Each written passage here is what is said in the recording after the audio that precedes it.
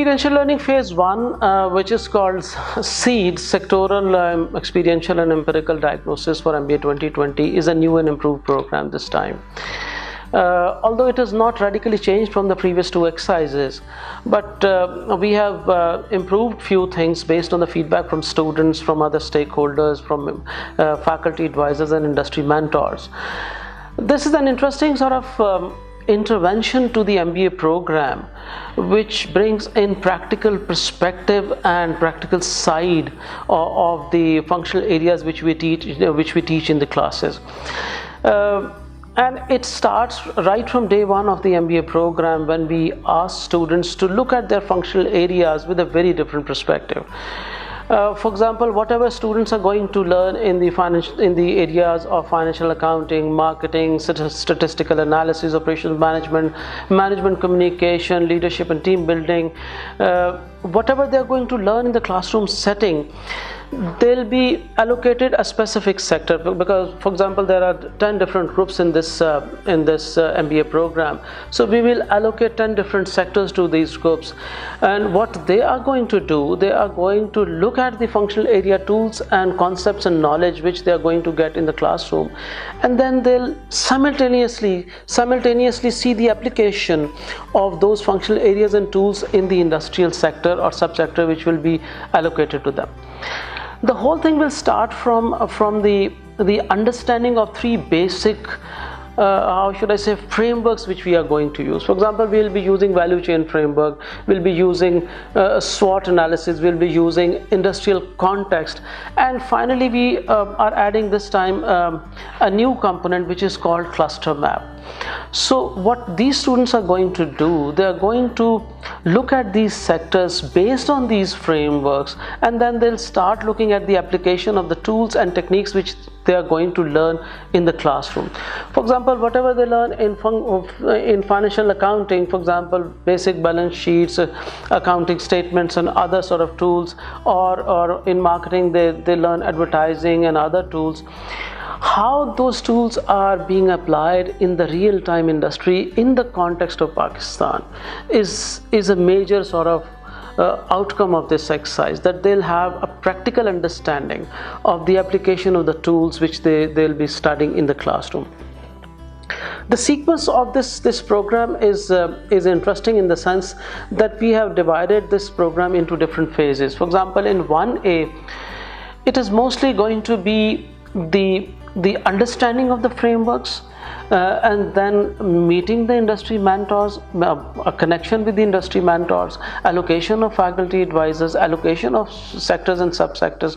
and based on secondary data they'll generate their understanding around those 3 frameworks or 4 frameworks which I have just sort of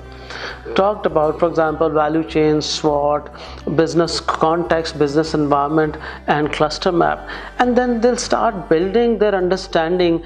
around the secondary data of their allocated sectors. Once they do this, they'll be generating a kind of interesting report around that secondary data at the end of phase 1A or semester 1A. So this will complete 1 phase of the program, but simultaneously they'll be also sort of talking to their industry mentors and faculty advisors to get help from them to plug in these things in the frameworks which will be allocated to them, or which will be sort of used as presenting tools for the program. In 1B, they'll go an extra mile and they'll start talking to the selected companies and some of the stakeholders in that sector. For example, they'll be talking to chambers, they'll be talking to industry associations, they'll be interacting with the relevant policy platforms of those allocated sectors, and then they'll generate their understanding that what kind of things were available in secondary data related to the sector which was allocated to them, and what are the real ground things, and how the decision makers in these sort of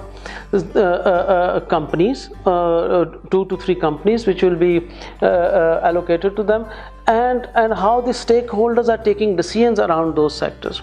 So this will be another level of understanding, and based on this understanding, based on some of the guest speakers coming from the industry and from the relevant sort of associations and chambers, they'll generate one level of understanding. Once they pass through this process, at the end of 1B, which is going to be the second half of the semester, they'll be generating a comprehensive report around that sector or subsector based on the frameworks which are going to be there, based on secondary data, based on primary data collection and their interaction with the industry, and then they'll generate a kind of holistic understanding and develop an industry diagnostic analysis around that exercise. The interesting part would be that their final presentation will be in front of the wider audience, including the industry mentors, faculty advisors, and other stakeholders. With this exercise, they'll be helping not only to their academic side, their practice side, but they'll be also sort of helping stakeholders involved in understanding the sector in a more sort of holistic way. The evaluation criteria of this program is going to be slightly away from the normal evaluation criteria, although there will be a small chunk of class participation, but they'll be having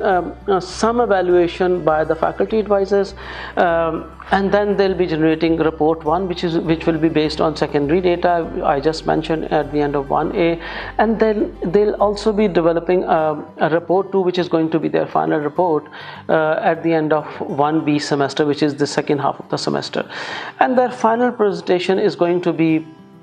evaluated, and it will be the final instrument which will be evaluated, and final report will be submitted after the reflection session of the program. Thank you.